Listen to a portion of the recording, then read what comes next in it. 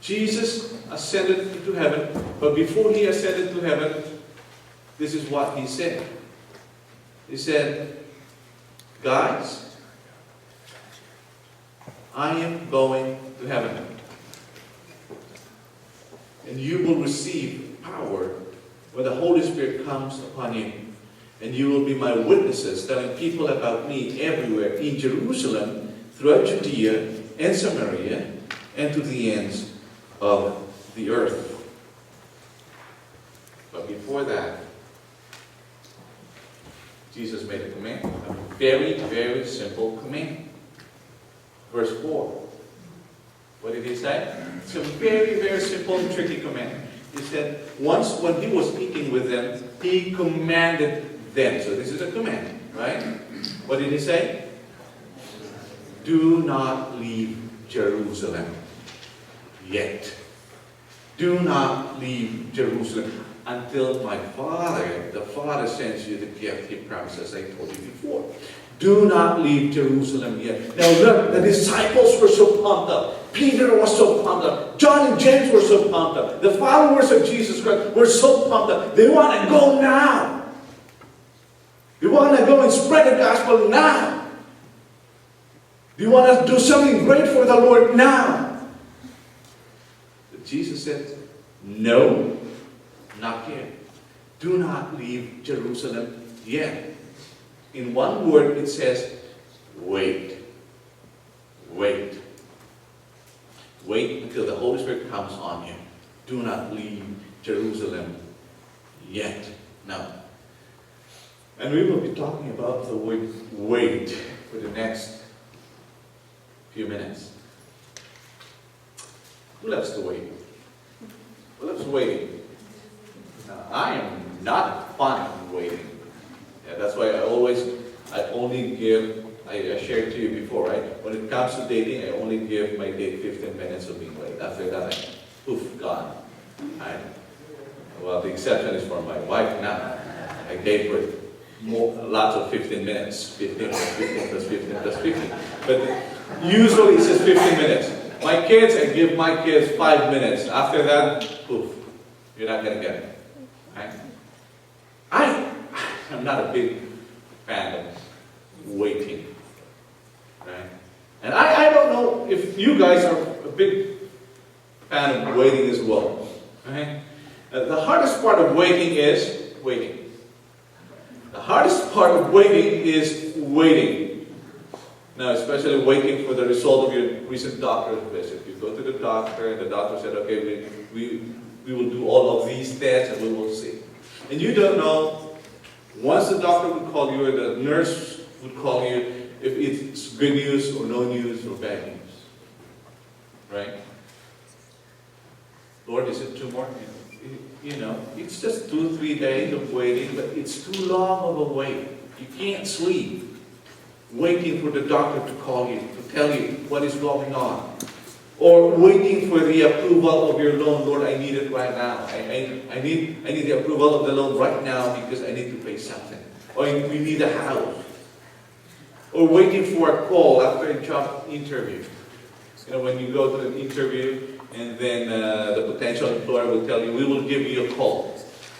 Right? Because they're not going to tell you right away. They would say, we will give you a call. And the waiting period is just too long for us. Even if it is just 3 days or 1 week, we feel like it's the whole year of waiting. The anxiety of waiting. Right? So we don't like to wait. Now, how many of you here, whenever you are at the grocery store, when you go to Costco, and when you are about to pay, and whenever you see a very long line going to the cashier, how many of you would go to that line? The longest line, how many of you? No, not me, right? I will go to the shortest line. Why? Because I don't want to wait. That's why we created this drive-thrus. Right? The McDonald's drive-thru or Starbucks drive-thru. Why? Because people doesn't want to go inside and wait. But still the line's too long on the drive-thru. So, we don't like to wait. Now there are 3 things that I want to share to you about waiting. The first one is to wait patiently. to wait patiently. Henry Nouwen said, waiting is a period of learning. Waiting is a period of learning.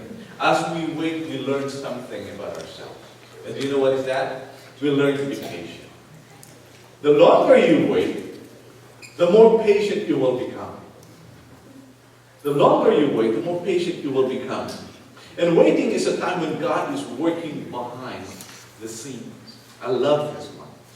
Because the longer we wait, the more patient we will become. And behind the scene of our waiting, God is already cooking up something. God is already doing something. In our waiting, we're not just waiting for something, but God is already doing something on that blessing. Do you believe that? God is doing something as we wait, even if we are so anxious about it, even if we are so stressed out about it, and even sometimes, is this going to happen? Am I going to get it? But God is already cooking up something, doing something, working behind the scene, and the primary focus of His work is us. But do you know that it is possible to fail in our waiting and get ahead of God? Because we don't like to wait. We hate waiting, right? And so what we do is we go ahead with God. Lord, I need this. I want this. And we give God a deadline.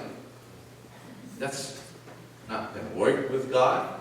And God would say, you know what? One day for you is 1,000 years for me. Oh, Lord, I'm dead by then. But this one is 1,000 days for me could be, or 1,000 years for you could be just one day for me. Right? And God is doing that. And sometimes we just go ahead with God. And the story here is, the popular story about this is Abram and Sarah. Remember this story? God made a promise. Well, they were old. 70, 60 years old, 80, 90 years old. Lord, it's not there yet. Right? Lord, I'm not pregnant yet. And that's why Sarah laughed at God. That's why that laughter is called Isaac. Means sarcastic laughter full of doubt. Right? And so because they could not wait, Sarah was very old then, talked to Abraham and said, hey, honey, you know, God promised you a son. And you know what? I have a beautiful servant named Hagar. And, you know, I could probably loan Hagar to you. Right? Just for a night. Just for a night. And maybe Abraham said, well, what if she's not going to get pregnant for just a night? Then how about 2 nights? Then how about if she's not going to get pregnant for 2 nights? Okay, how about for a year or until she gets pregnant? So they went ahead with God. God gave them a promise. And they said, well, God, we are going to help you fulfill your promise. We will do it for you, God. In the first place, before God talked to Abraham, they made the decision already that they are not going to have a child, right? I mean, Sarah was barren, and they accepted that fact that, okay, Sarah could not give Abraham a son. And now here comes God telling Abraham, you're going to be a father of all nations. And because God made that promise, they could not wait. And so Sarah made a suggestion, a very terrible suggestion, of letting Abraham sleep with her servant. Well, probably, I don't know about Abraham. Maybe Abraham liked the idea, but God did not like the idea. So Hagar gave birth to a son named Ishmael.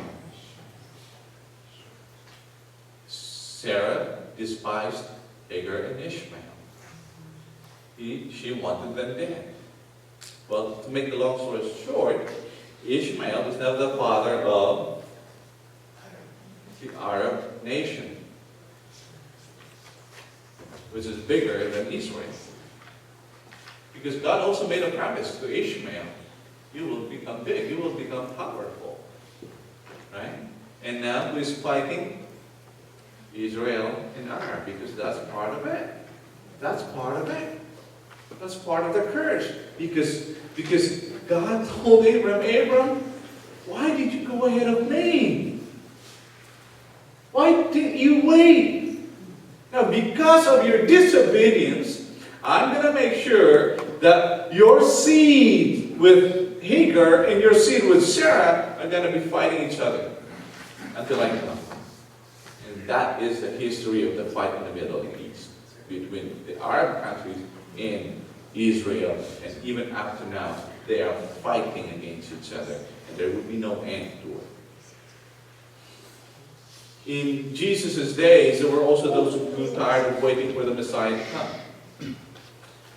So they want to fight against Rome, because Rome was an oppressive country. Right? And they were under Rome. And there was a group known as the group of the Zealots. The Zealots are the terrorist group. They fight against Rome. They terrorize Rome. And in fact, one of Jesus' disciples was a zealot, was a rebel, was a terrorist. His name was Simon the Zealot. Imagine Jesus picking up somebody to be one of his team members, starting to build a church, picking up somebody who's a terrorist. Simon the Zealot. In fact, some people says that one of the reasons why Judas betrayed Jesus is not because of money. It is because he wanted Jesus to start a bloody revolution against Rome. Because once he thought that, okay, once Jesus get arrested, then he would say no, and he would fight back. And once he would fight back, because he's got a big crowd of followers, then the followers would follow after him, and then that would be the start of the bloody revolution. And even Peter himself, he was not a big fan of waiting. In fact, when Peter was saying, it's not going to happen to you, Lord, he was basically saying, Lord, I want you to be my leader. I want you to lead me. I want you to lead this group to this bloody revolution against Rome. So, these were the people. Now, Peter himself wasn't a big fan of waiting as well. In fact, he was very impulsive. He acts before he thinks. Do you know people like that? They act before they think. We'll put it in our context, they buy before they think. When they get home, they would say, I don't really need this. Good thing here in America, we can return it.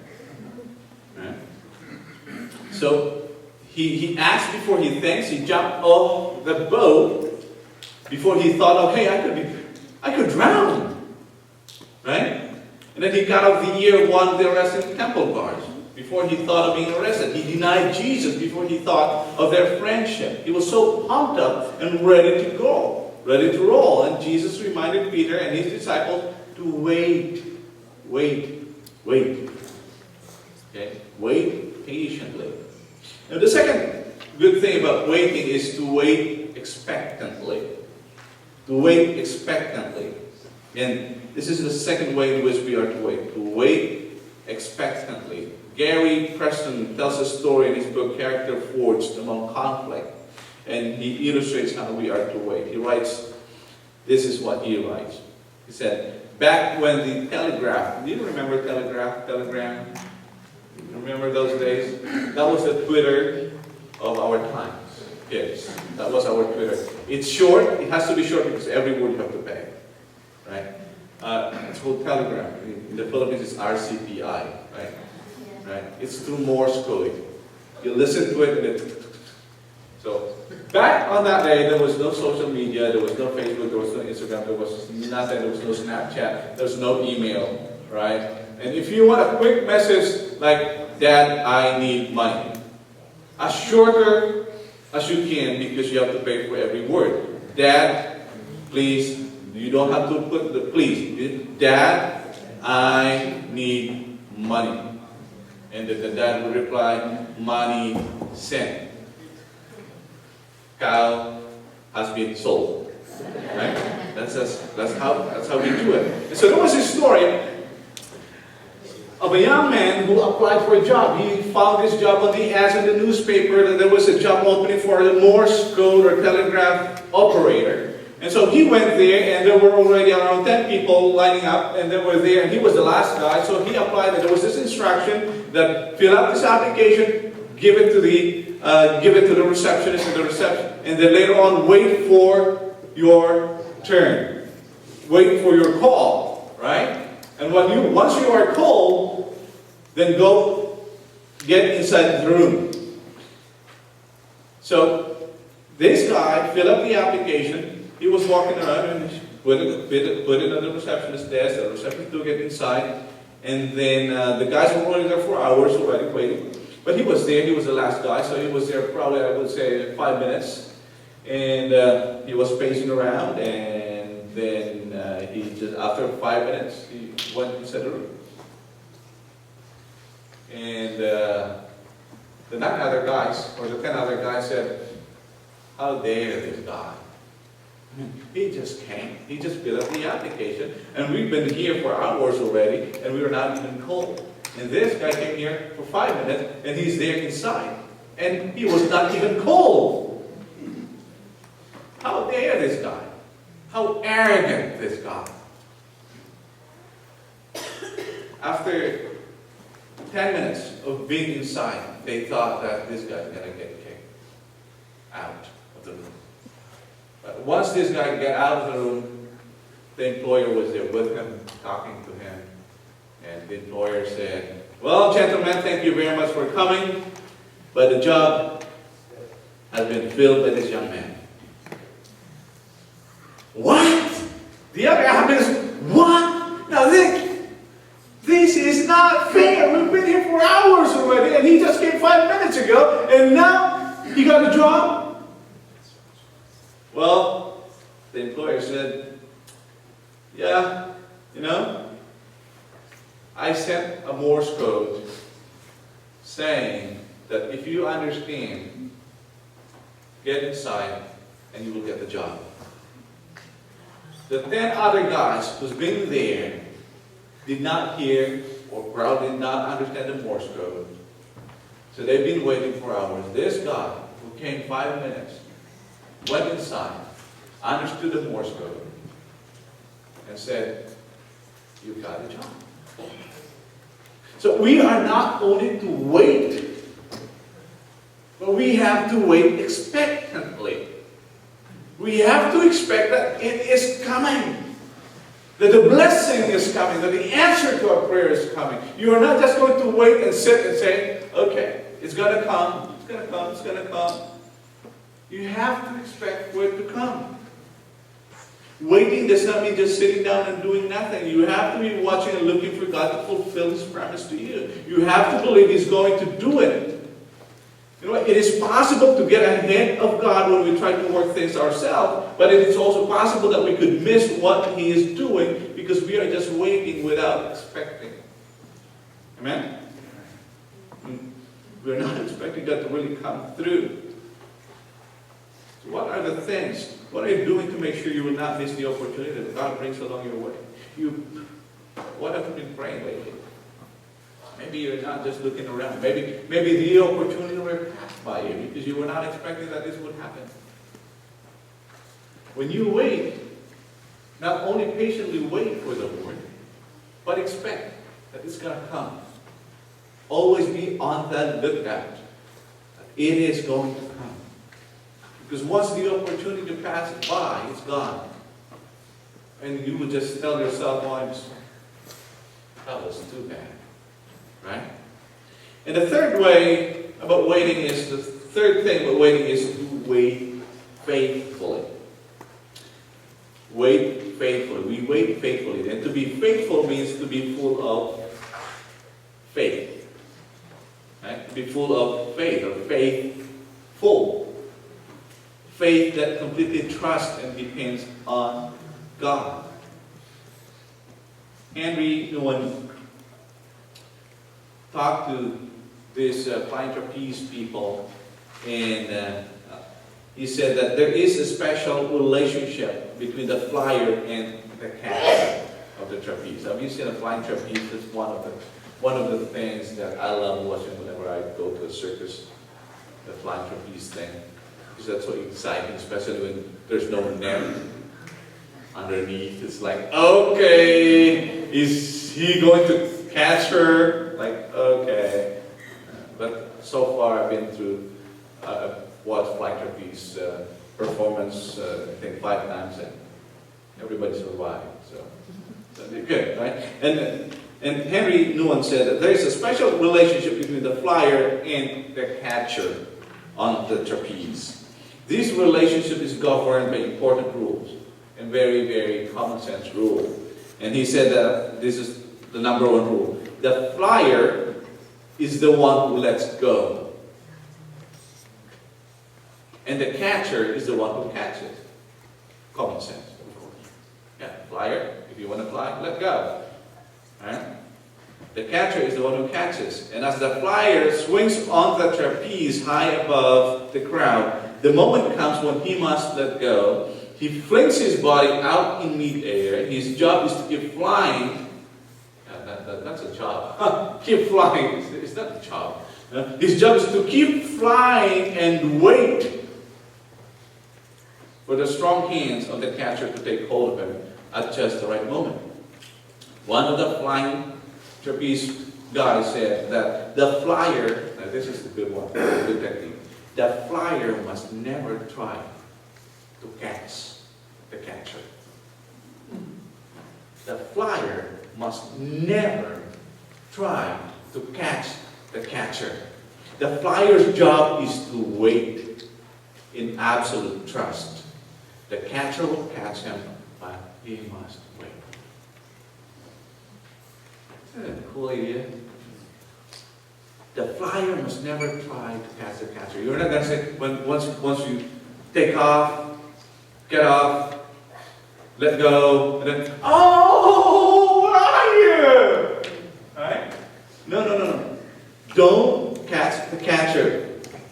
The catcher's going to catch you. Your job is to wait. Now, it could be just a bang thing, right? It's like milliseconds. But if you are the flyer, it's like 2 days waiting. I'm waiting for your hand. I'm waiting for your hand, right? But don't grab the catcher's hand. Let the catcher catch you and grab your hand. The catcher will catch him, but you must wait, and you have to be patiently waiting. And you have to expect for the catcher to catch you.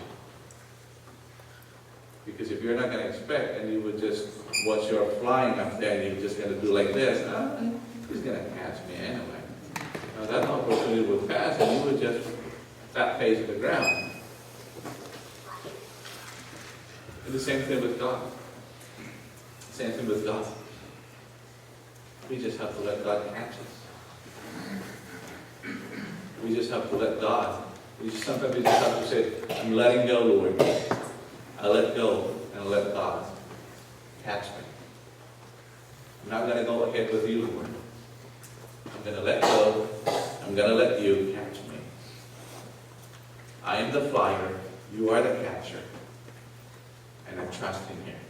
I put my absolute trust in you. The flyer must put his absolute trust in the catcher.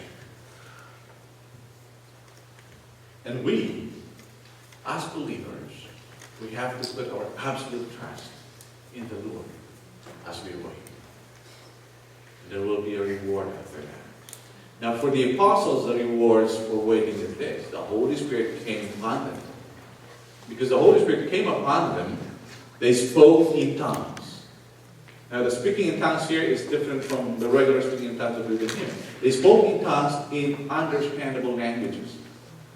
Different languages. Like if I am speaking in English, and if there are some Filipinos here, then you could understand me in Filipino. If there's, it's like, not because I know some languages, right? I would say, Ay ako Diyos, Ichay Bangyan, Mangantayon. Who's that? Ilocano. Okay? Mga unta, gutom na ko. Who's that? Bisaya. Ang ganda mo naman. Tagalog. Right? You could understand it, right? Or even if I would say, I don't know, that's not a good one. That would just skip that. But that's the point. These people, these Galileans, these Jewish people, they are Galileans, they spoke the language of other countries, of other nations, from Arab countries, and from other countries. That was the first speaking class that happened in the Bible. They could understand. In the New Testament, they could understand, and they said, whoa, these guys are talking my language. Right? These guys are talking my language, and they are Galileans. They were so amazed. And because of that, hundreds and thousands of people were added to their numbers every day. That's the growth of the church. That was the reward. And they were able to turn the world upside down. They were able to face persecutions head on. And because of that, the new beginning came. The birth of a movement called Christianity. The birth of the church. That was the beginning. When Jesus was hanging at the cross, the last words that he said, the last two words was, it is finished. It is finished for him because his plan of coming has been accomplished. But for the Christians, basically what he was saying was, there's an unfinished job that you have to do. This time, it is your part to do it. But you just have to wait. And the Holy Spirit came. And it came with power. Came with power. We've waited for so long to start another church. Well, actually, some of you might have forgotten about this. We want to start a church. We want to promote this church. We want to follow God's order.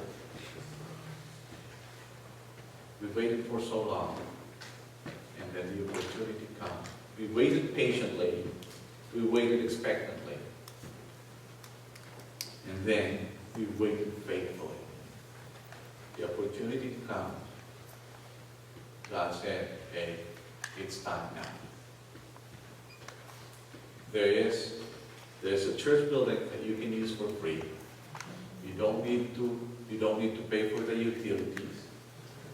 And they will let you use their audio, video, everything that is in there for free. And you can use it whenever you want. For free. This is now the time. Grab it. We waited patiently. We waited expectantly. And we waited faithfully. And God gave us this reward. Because we waited. We waited. And God gave us some networks to help us. It's not just, that's why this one here in Arlington, this is not just our church plant. This is not just our campus. It is a church plant, a campus of different churches. And we are just a prime mover. We're just a point church person here. The church was born. And we started our celebration last Sunday. And we had a good number. We have 32. Because the 5-year goal of every Filipino-American church is to have 50 people. If you have 50 people, the church would already support itself, right? And it could probably financially support a new pastor. I said, well, Lord, we have 32 people now, so give or take, maybe around 2 years from now, we can have 50 people, and we can turn that over to a new pastor, and we can start another one. And from now on, our church will become a church planting or ascending church. They have a terminology for that, a greenhouse church.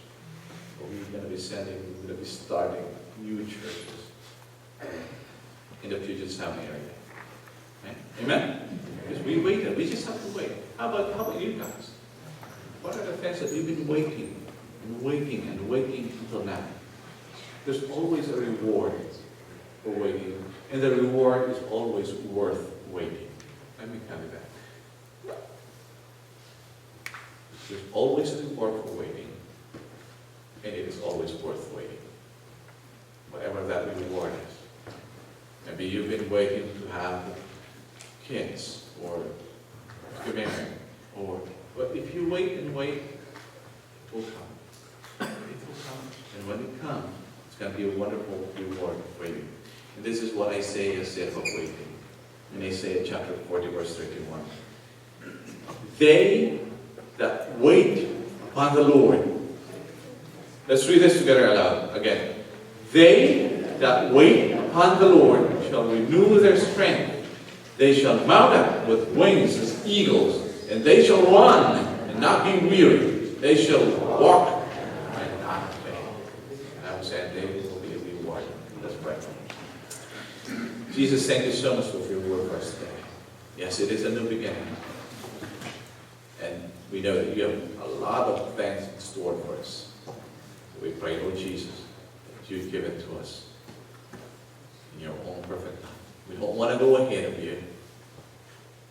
We just want to wait expectantly and grateful and be patient with it. So Lord, release your blessing to each one of us.